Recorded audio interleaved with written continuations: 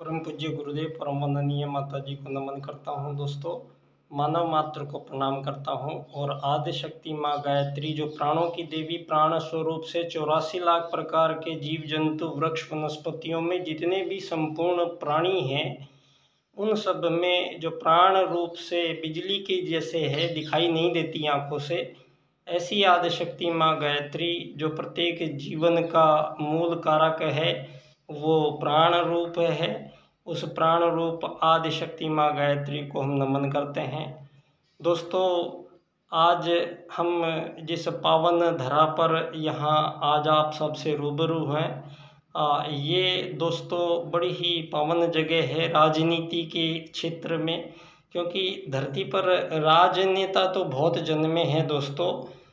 लेकिन धरती पर जो राजनेता राज की नीति का निर्धारण करता है।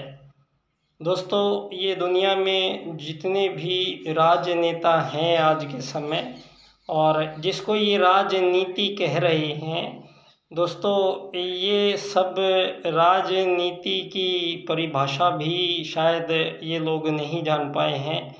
और आज सारी दुनिया में राजनीति के कारण मानव जाति जो आज सारे अलग अलग आज़ाद देशों के रूप में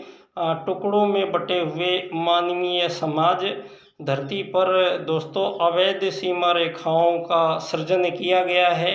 और मानवों को एक दूसरे से उनको अपोजिट बनाया गया है। मानव वर्सेस मानव, ये इस अवधारणा पर आज सारे विश्व की राजनीति चल रही है और इसी राजनीति को ये आज सारी दुनिया के देश आज़ाद लोकतंत्र नाम से पुकारते हैं। दोस्तों, इन आज़ाद देशों में जो लोकतंत्र की स्थिति है वो सब इस पर समीक्षा करने का समय दुनिया में आ गया है, क्योंकि दोस्तों यहाँ एक ऐसे राजनेता धरती पर जन्मे हैं हमारे बीच में, जिन्होंने ये हजारों साल से जो राजनीति मानव जाति जो ईसा काल के बाद से धरती पर चल रही है, दोस्तों उस राजनीति के कारण यहाँ मानवों को पहले मानवों ने गुलाम बनाया, झंडे गाड़े, तलवारों से काट काट कर साम्राज्यवाद बनाया और फिर मानवों के बीच दोस्तों हथियार बनाकर हथियारों की सप्लाई करना शुरू किया और मानवों के गुटों के बीच में जो युद्ध हुए धरती पर, उनमें जो एक गुट जीत गया उसके लिए फिर धरती पर सीमा रेखा कृत्रिम रूप से बनाई गई और उस कृत्रिम रेखा में उनको आज़ाद देश के रूप में एक ऐसा आज़ाद देश दिया गया जिस आज़ाद देश में लोकतंत्र दोस्तों ये लोकतंत्र की जहाँ स्थापना करते हैं वहाँ पर सबसे पहले मानव के बीच में जो यूनिटी होती है, एकता, उस एकता को ये लोकतंत्र की स्थापना के साथ टूटना पड़ता है, क्योंकि सभी मानवों के बीच लोकतंत्र में 2 या 3 या 4 ऐसी राजनीतिक पार्टियों की स्थापना ये लोग करते हैं और वो राजनीतिक पार्टियां मानवों को विभाजित करती हैं और अपने अपने खेमे तैयार करती हैं और हर 5 वर्ष बाद में ये चुनाव सारी दुनिया के देशों में जो चुनाव नाम की एक ये चीज़ ऐसी पकड़ा दी गई है दोस्तों, जिसमें अरबों खरबों रुपए का हर 4-5 साल बाद में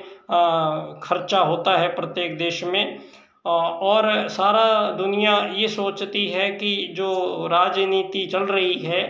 उसको शायद हम ही लोग चला रहे हैं, हमारे ही लोग चला रहे हैं और जो भी राजनीतिक पार्टी अदल बदल के आती रहती है दोस्तों, मानवों को ये केवल एक भ्रम साबित होगा दोस्तों, हुआ है क्योंकि सभी आज़ाद देशों से दोस्तों एक ही शर्त पर आज़ादी दी गई है। सभी आज़ाद होने वाले देशों से आज़ादी से पहले ही इन लोगों ने आर्थिक वैश्वीकरणवाद की राजनीति से चलने की बाध्यता सारे आज़ाद देशों को इन्होंने हस्ताक्षर कराए हुए हैं। तो सारी दुनिया में जो भी आज़ाद देश हैं वो सब लोग दोस्तों ये चुनाव होते रहते हैं और लोग अदल बदल के आते रहते हैं। और जो सिस्टम एक बनाया गया है राजनीति में, इन लोगों ने इतने सांसद होंगे, इतने एमएलए होंगे, ऐसे काम करेगा। तो इन्होंने एक विदेश मंत्रालय, एक रक्षा मंत्रालय, एक स्वास्थ्य मंत्रालय, इस तरीके से सारी दुनिया में आज़ाद देशों में सेम टू सेम पैटर्न इन्होंने यूज़ किया है दोस्तों। तो सारी दुनिया में जो भी आज़ाद देश में ये चुनावों के बाद नए नए प्रधानमंत्री, राष्ट्रपति जो आते हैं दोस्तों, इनमें से किसी भी आज़ाद देश के राष्ट्रपति या प्रधानमंत्री को ये अधिकार ही नहीं है कि वो अपने देश की मुद्रा की कीमत तय करे। दोस्तों, जब धन जो जिस पर सारी दुनिया को नचाया गया है, चलाया गया है, उस धन की कीमत तय करने का किसी भी आज़ाद देश में किसी भी मानव को, किसी भी उन लोगों को कोई अधिकार नहीं दिया गया है। और ये अधिकार पूंजीपतियों के पास प्रारंभ काल से ही, आज़ादी के समय से ही सुरक्षित रख लिया गया। और दोस्तों, फिर पूंजीवाद, इस बात को धरती पर प्रथम बार जो राजनेता आए वो है दोस्तों मनु के बाद में पंडित दीनदयाल उपाध्याय जी। दोस्तों, पंडित दीनदयाल उपाध्याय जी क्या ये जन्म स्थली धानक्या स्टेशन, जयपुर, राजस्थान। दोस्तों, पंडित दीनदयाल उपाध्याय जी का जहाँ जन्म हुआ, ये वो कक्ष जहाँ पंडित दीनदयाल उपाध्याय जी के रूप में राजनीति में दोस्तों मानव को, संपूर्ण मानव समाज को जो भावी जीवन क्रम है उसके संपूर्ण नियोजन और निर्धारण और श्रेष्ठ मानव जीवन की परिकल्पना के साथ आज जो सारे विश्व में ये जितने भी आज़ाद देश हैं दोस्तों, पंडित दीनदयाल उपाध्याय जी वो व्यक्ति हुए, वो राजनेता हुए जिन्होंने इन आज़ाद देशों की सीमाओं से भी परे, जहाँ भी धरती पर मानव जाति निवास करती है, संपूर्ण मानव जाति के विषय में पंडित दीनदयाल उपाध्याय जी ने चिंतन किया। और धरती पर दोस्तों मानव जो जिस क्रम से, जिस प्रकार की ये राजनीति से सारी दुनिया को चलाया जा रहा है दोस्तों, पंडित दीनदयाल उपाध्याय जी एक पैरेलल राजनीति जो धरती पर मनु, धरती के प्रथम राजा के बाद में भारत की ओर से एक ऐसी राजनीति जो भारत को विश्व गुरु के पद की ओर ले जाने का मूल एक आधार बनेगा। दोस्तों, यहाँ उस एक सूत्र, पूरे एक वेद सूत्र और प्रथम वेद सूत्र आत्मत सर्वभूतेषु, जिस सूत्र को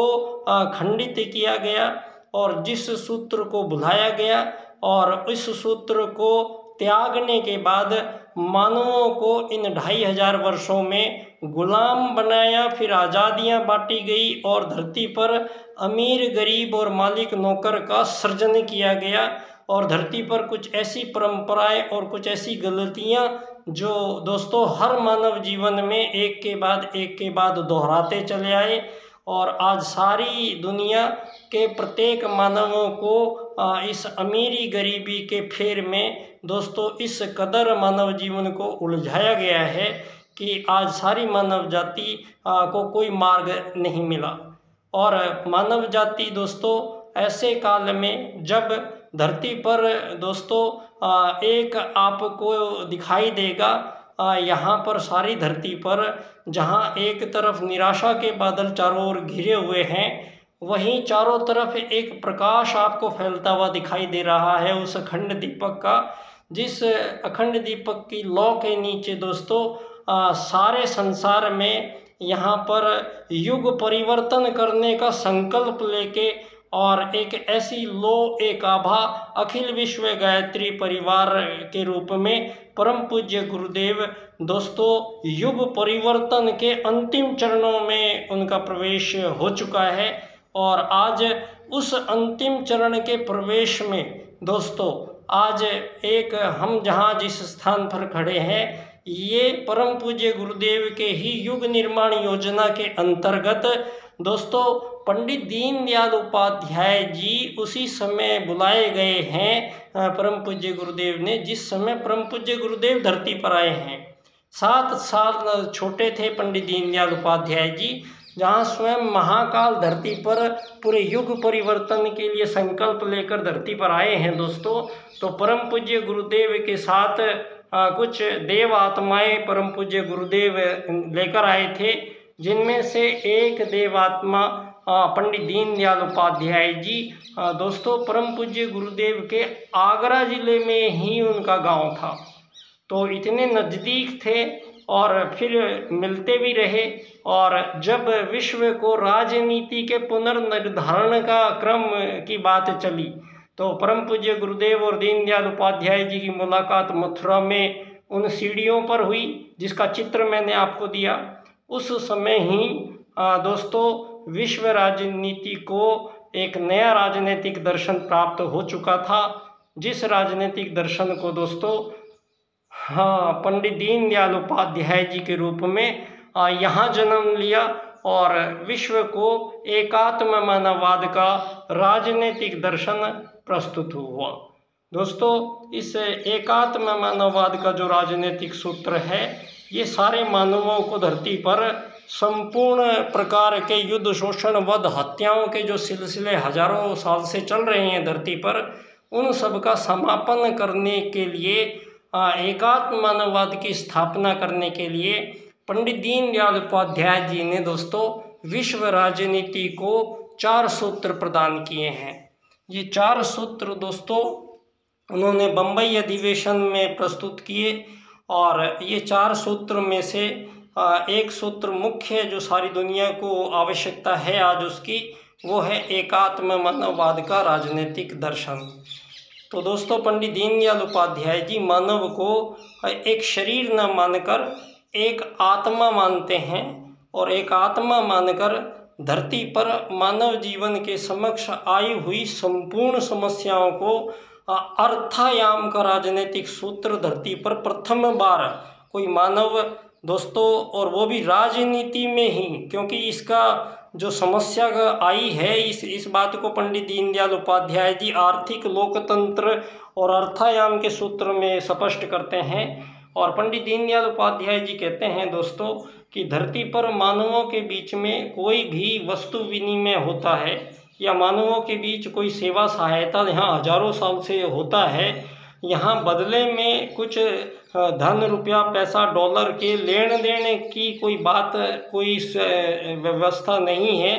क्योंकि संपूर्ण ब्रह्मांड में आत्मत सर्वभूतेषु और वसुधैव कुटुंबकम के सूत्रों के अनुसार ही उस सृष्टा ने दोस्तों यहाँ चिड़िया, तोते, कबूतर, हाथी, शेर, बंदर, इतने सारे प्रकार के प्राणी जो आए हैं धरती पर, ये सभी जीव 2 ही सूत्रों से इनका जीवन चलता है। आत्मत सर्वभूतेषु के सूत्र के अनुसार एक ही जीव के प्रजाति में जो भी जीव हैं वो सब एक दूसरे में अपना अक्ष देखकर ही अपना जीवन का निर्धारण करते हैं। और मधुमक्खी के छत्ते में दोस्तों कभी अधिकार की लड़ाई नहीं हो सकती, कभी एक दूसरे से अलग होने की बात नहीं उठ सकती, और एक ही समुदाय में एक ही प्रजाति के जीव में किसी भी प्रकार की कोई आज़ादी संभव ही नहीं है, क्योंकि एक ही प्रजाति के जीवों में कोई गुलामी आज़ादी का खेल नहीं खेला जा सकता है। ये मानवीय त्रुटियां हैं जो पिछले 2500 वर्षों में यहाँ आई है। लेकिन अब सारी दुनिया को दोस्तों भगवान श्री राम 7000 वर्ष पहले जब आए हैं, तो भगवान श्री राम के धरती पर भारतीय संस्कृति की जो 2 मूलभूत पिलर हैं, वो है हमारी स्पष्ट मान्यता कि धरती पर कोई भी जब भी अधर्म बढ़ता है मानवों के बीच, तो धर्म की स्थापना करने के लिए परमात्मा स्वयं मानव रूप धारण करके धरती पर आते हैं। और ये धरती पर यहाँ पर 9 बार हो चुका है, और 10वीं बार भी प्रज्ञा अवतार के रूप में, दशम अवतार के रूप में, कल्कि अवतार के रूप में दोस्तों परम पूज्य गुरुदेव धरती पर आते हैं। और वो अपने जीवन की दोस्तों संपूर्ण जीवन को एक ऐसी प्रयोगशाला बना के उन्होंने दिखाई है जो उन्होंने सतयुग के पश्चात जितनी भी सिद्धियां प्राप्त मानव कर सकता था वो कैसे प्राप्त कर पाया है, वो सारी सतयुग के बाद में आज इसी कलयुग में इसी समय में हमारे बीच में छोटे से जीवन काल में परम पूज्य गुरुदेव ने वो सारी साधनाएं यहाँ पर पूर्ण की है और संपूर्ण सिद्धियां प्राप्त की हैं। और उसके बाद वो मार्ग सबको बताया है जिस मार्ग पर चलकर मानव महामानव कहलाएंगे। और वो रास्ता उन्होंने बना दिया है जो रास्ता सतयुग की वापसी इसी मानव जाति को कराने जा रहा है, जो मानव जाति आज सारी दुनिया में एक दूसरे से युद्ध, शोषण, वध, हत्याओं में उलझी हुई है। तो दोस्तों, युग परिवर्तन ऐसे नहीं होता है, कोई छोटी मोटी बात नहीं होती है, तो बड़ी बात होती है। तो बड़ी बात यहाँ धरती पर क्या होगी? सबसे पहले यहाँ पंडित दीनदयाल उपाध्याय जी ने अर्थायाम में स्पष्ट कहा है कि मानवों के बीच में किसी भी प्रकार का धन के आधार पे ये अमीर बनेगा, ये गरीब बनेगा, ये निर्धारण नहीं किया जा सकता, क्योंकि आत्मा सब बराबर है, परमात्मा के लिए समय सबका बराबर है। तो किसी भी मानव में धरती पर जितने भी कृत्रिम विभाजन आपने किए हैं, सबसे मुख्य है उसमें ये धन के आधार पर अमीर गरीब। तो पर पंडित दीनदयाल उपाध्याय जी अर्थायाम की राजनीति से स्पष्ट करते हैं कि एक ऐसी राजनीति जहाँ पर मानव जाति को संपूर्ण जीवन काल में किसी भी मानव को धन की कमी नहीं होगी और ना ही किसी के पास धन की अधिकता होगी। तो ऐसी राजनीति बना दी गई है। और ये 4 सूत्र दीनदयाल जी के इस क्रम से इनकी व्याख्या जब हम करते हैं तो अपने आप ये सारे सूत्र दोस्तों खुल जाते हैं और सारी दुनिया के समक्ष एक ऐसी व्यवस्था प्रस्तुत करते हैं जहां मानवों के बीच में धन आधारित जीवन पद्धति का समापन होता है। तो ये विषय है आर्थिक लोकतंत्र द्वारा अर्थायाम आधारित एकात्म मानववाद की राजनीति की विश्व में स्थापना जब हम करते हैं तब हमें अंत्योदय की प्राप्ति होगी। तो एक ऐसे पावन तीर्थ स्थान के उस एक सूत्र जिससे सारे विश्व को भावी जीवन क्रम का निर्धारण होना है, एक ऐसे स्थान से आज मैं आप सबको नमन करता हूं और परम पूज्य गुरुदेव परम वंदनीय माता जी को पुनः नमन करता हूं। और उस प्राण रूपी शक्ति आदि शक्ति माँ गायत्री को हम बारंबार नमन करते हैं। दोस्तों, मैं एकात्म मानववाद को समर्पित बाल्यकाल सेवा संस्थान पंडित दीनदयाल उपाध्याय जी की जन्मस्थली धानक्या स्टेशन जयपुर राजस्थान से बच्चा डॉक्टर सभी को पुनः प्रणाम करता हूं। और इस जो मैं प्रयास आप सब लोगों से कर रहा हूं वो यही प्रयास है कि पंडित दीनदयाल उपाध्याय जी के जो ये 4 सूत्र हैं, हम इन सूत्रों का हमें सरोकार है। जो हमारी परम पूज्य गुरुदेव की युग निर्माण योजना है, उस युग निर्माण योजना का सरोकार परम पूज्य गुरुदेव के ही प्रथम शिष्य थे पंडित दीनदयाल उपाध्याय जी, और उन्होंने ही ये सूत्र दीनदयाल जी को दिया है। और दीनदयाल जी ने ये सूत्र बोल तो दिया है, लेकिन आज तक इस सूत्र को कोई स्थापित नहीं कर पाया है। राजनीति में इस सूत्र की कोई चर्चा नहीं हो पाती है। कोई किसी को रास्ता नज़र नहीं आया है कि क्यों दीनदयाल जी अर्थायाम बोल के गए, क्यों एकात्म मानववाद बोल के गए। तो ये जो बात दोनों सूत्र हैं, ये आज दीनदयाल उपाध्याय जी को मार दिया गया था। उनके मरने के बाद आज तक ये सारे के सारे सूत्र ऐसे ही उन किताबों में पड़े हुए दोस्तों सारे भारतवर्ष में कोई भी एक ऐसा राजनेता नहीं है जो उनके इन 2 सूत्रों पर चर्चा करना चाहता है। क्यों? क्योंकि इन सूत्रों पर दोस्तों पहले सिद्धि होगी, और ये सिद्धि कौन करेगा? ये सिद्धि जिसने ये रचा है, जिसका ये सब खेल है, वही इसी सूत्र को सिद्धि यहीं धानक्या स्टेशन में आके होगी ये। और जिस दिन ये सिद्धि होगी उसी दिन सारे विश्व को एक नई राजनीति का प्रदाता स्थल ये पंडित दीनदयाल उपाध्याय जी की जन्मस्थली है। धन्यवाद।